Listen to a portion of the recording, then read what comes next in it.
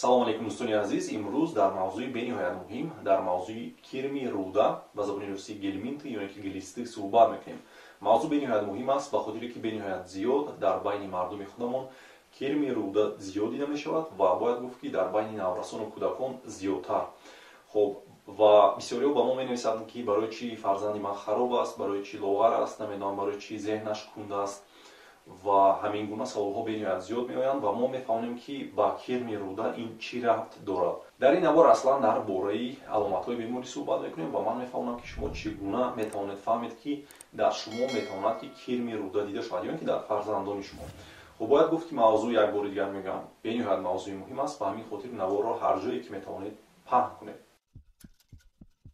пеш аз сар кардани мавзӯъ мехоҳам як эълони кӯтоҳро расонам. бисёриҳо менависанд дар комментарияҳои мо дар наворҳои пешина ки барои чӣ доктор дар мавзӯи мардона дар бораи простатиту ино дигар навор намекунед. не дӯстони азиз, оное ки дар инстаграми ман ҳастанд медонанд ки мо навор мекунем ва дар инстаграм мемонем, ба хотире ки инстаграми ман маҳкам аст ва танҳо мардон метавонанд ки дохили инстаграми мо шаванд. хуб инстаграми манро мебинед, мо дар он ҷо дар чанд мавзӯъ аллакай навор кардаги ҳастем. дар мавзӯи мардонагӣ метавонед дароед тамошо кунед ва танҳо иҷозаи вуруд ба мардон аст. хуб дар ин ҷо ба он хотир намегузорем ки дар ин ҷо камтар мекунем дар мавзӯи мардонагӣ, ба хотире ки бениҳоят зиёд занҳо ҳам ҳастанд дар ютуб канали мо ва барои ҳамин беҳтар мешавад ки мо дар ҳар мавзӯъ суҳбат кунем. гелминт ё глистӣ гуфта як гурӯҳи кирмҳои паразитиро мегӯянд ки дар бадани инсон ё ҳайвон ё ҳатто растаниҳо метавонанд дохил шаванд ва бемориеро бо номи гелминтоз ба вуҷуд биёранд. зиёда аз 200 намуди он метавонад дар одамизод дида шавад. тоҷикистон аз нигоҳи эпидемиологӣ як давлате аст ки гелминтҳо дар мардуми мо зиёдтар дида мешавад, яъне ҳамин кирми рӯда. дар давлатҳои пешрафта паҳншавии гелминтҳо камтар аст. чӣ қадаре ки давлат қашоқ бошад, ҳамон қадар кирми рӯда зиёдтар дида мешавад. мавзӯи имрӯза пурра дар бораи гурӯҳи кирмҳо ё гелминтҳо мешавад ва чӣ хеле ки аллакай гуфтам зиёда аз 200 намуди он метавонад ки дар одамон дида шавад. насиб дар оянда дар бораи кирмҳое ки зиёдтар дида мешавад дар тоҷикистон суҳбат мекунем. ҳоло маълумоти умумӣ медиҳам.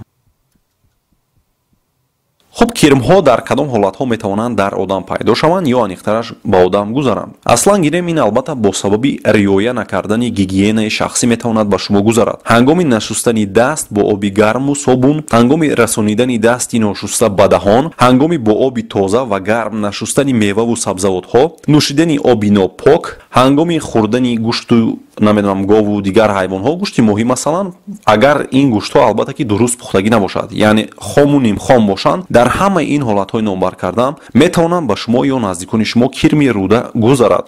инчунин метавонад аз ҳайвонҳои хонагӣ низ гузарад. барои ҳамин риояи гигиена муҳимтарин роҳи пешгирӣ аз ин беморӣ аст.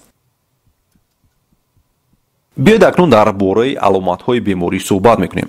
бениҳоят муҳим аст шумо донед ки дар бисёр ҳолатҳо бемории кирми рӯда ягон аломати махсусе надорад ки ҳамонро дидед ва гӯед ки аниқ кирм дорад, яъне специфический симптом надорад. аломатҳое ки пайдо мешаванд дар дигар бемориҳо низ метавонанд ки дида шаванд. аломатҳои бемории кирми рӯда вобаста аз миқдори кирм дар рӯда аст. ҳамон қадар зиёд бошад, ҳамон қадар аёнтар мешаванд аломатҳо. баъзе шахсон метавонанд солҳо бе доштани ягон аломат ба ин беморӣ гирифтор бошанд.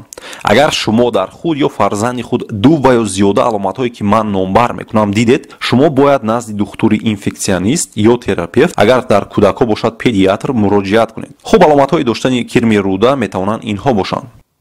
якум дарунравӣ, яъне ба русӣ панос. паносе ки гӯем ки бӯи ғализ дорад. баъзе вақт ахлот сахт мешавад, хуб мешавад ва боз дарунравӣ сар мешавад ки бӯи бениҳоят ғализ дорад. дуюм хориши бадан бе ягон сабаб, яъне аз тамоми ташхисҳо мегузаред, ягон камбудӣ нест дар ташхисҳо, вале бадани шумо зиёд вақт мехоранд. сеюм хориш дар сурохии мақъад, махсусан дар кӯдакони хурд ва бисёртар шабона дида мешавад ки сабабаш кирми рӯда метавонад бошад. чорум харобшавӣ, шахс зиёд мехӯрад вале вазн намегирад. албатта метавонад дар як вазн истад ё ин ки хароб ё ин ки каме намедонам гӯем ба қавле нормально, вале аз сабабе ки зиёд мехӯрад дигар вазн напартояд. инчунин паст шудани иштиҳо ки ин ҳам метавонад сабаби харобшавӣ бошад. панҷум садобарорӣ дар қисми поёни шикам. ин метавонад чӣ дар гуруснагӣ ва ё ин ки чӣ дар сер будан яъне ки ба вуҷуд биёяд. ин овозро шахс метавонад ки аҳамият диҳад. шашум беқувватӣ ва зуд мондашавӣ ки метавонад аз ҳисоби он рух диҳад ки кирмҳо метавонанд токсинҳоеро ҷудо кунанд ва ба хун гузаранд ки ин ҳам метавонад ки сабаб бошад. инчунин кирмҳо метавонанд витамини гурӯҳи б-ро аз худ кунанд ва ба камхунӣ ё анемия оварда расонад. ҳафтум, баланд будани ҳарорати бадан доимо ҳама вақт масалан 37 ё каме болотар меистад метавонад чандин моҳҳо ин давом кунад. ин буд бисёр аломатҳое ки метавонад шахси бемор дар худ бинад, вале бори дигар такрор мекунам ки доштани кирми рӯда як ё ду аломати махсусе надорад ки шумо аниқ гӯед ки дар шумо кирм аст. агар дар худ ду ва ё зиёда аломатҳои номбар кардаамро бинед, ҳатман назди мутахассис равед. як аломати дигар ки гӯё ҳар касе ки шаби хоб дандонҳои худро мехояд гӯё кирм дошта бошад, ин ақида дуруст нест. ин ҳолат бениҳоят кам рух медиҳад. аслан ин метавонад аз он дарак диҳад ки асаби шумо вайрон шудааст ва шумо ҳатто дар хоб ором хоб намекунед. биёед акнун мефаҳмонам ки кадом ташхисҳо муҳим ҳастанд барои муайянкунии бемории кирми рӯда. якум ин албатта споридани ахлот барои муайянкунии тухми кирми рӯда ё ин ки ба русӣ намегӯянд анализ кала на яйца глистов. вале ин ташхис метавонад на ҳама вақт дуруст муайян кунад ки кирм дар шумо ё фарзанди шумо ҳаст ё ин ки нест. чунки кирми рӯда на ҳама вақт тухм мегузорад, он сикли ҳаётии худро дорад. шумо бояд ҳамон вақте ахлот супоред ки кирм тухми худро гузошта бошад, вале ин корро карда намешавад.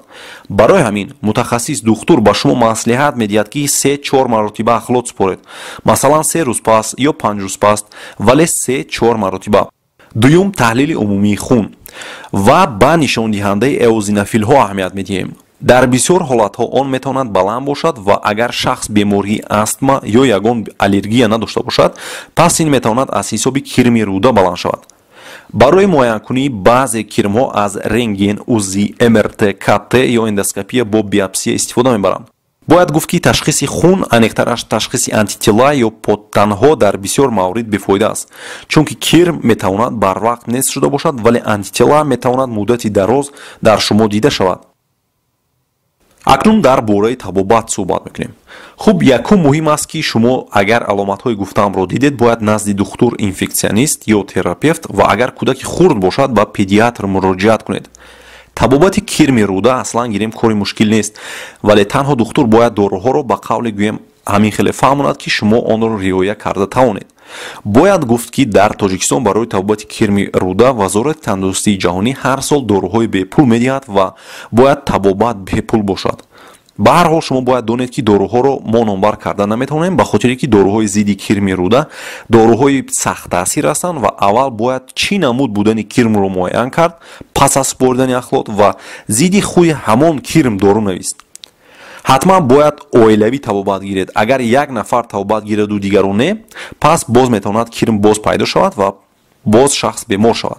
хуб, агар оиди табобати халқӣ гап занем, фоидаи тезӣ ва чеснок яъне сирпиёз масалан 100% исбот шудагӣ нест. баъзе табибон мегӯянд ин яъне чеснок зидди баъзе кирмҳо кӯмак мекунад, вале баъзе табибон онро қабул надоранд.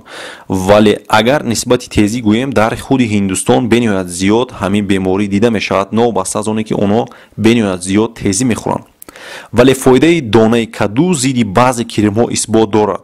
донаи каду дар таркибаш кукурбитин дорад ва он метавонад зидди баъзе гелминтҳо кӯмак кунад, вале онро бояд зиёд ва муддати дароз истеъмол кард. барои пешгирӣ кардан аз ин беморӣ шумо бояд дастҳои худро пеш аз хӯрок хӯрдан зуд бо оби гарм ва собун шӯед, яъне гигиенаи шахсиро риоя кунед.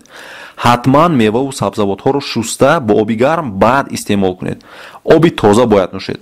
ҳатман хӯрокҳои гӯштдорро дуруст ва пурра пазед.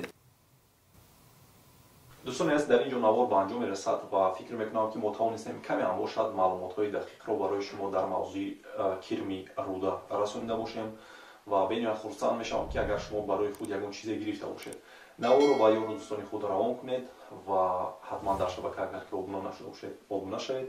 خداوند هیچگاه بیمار نشوید. خیر.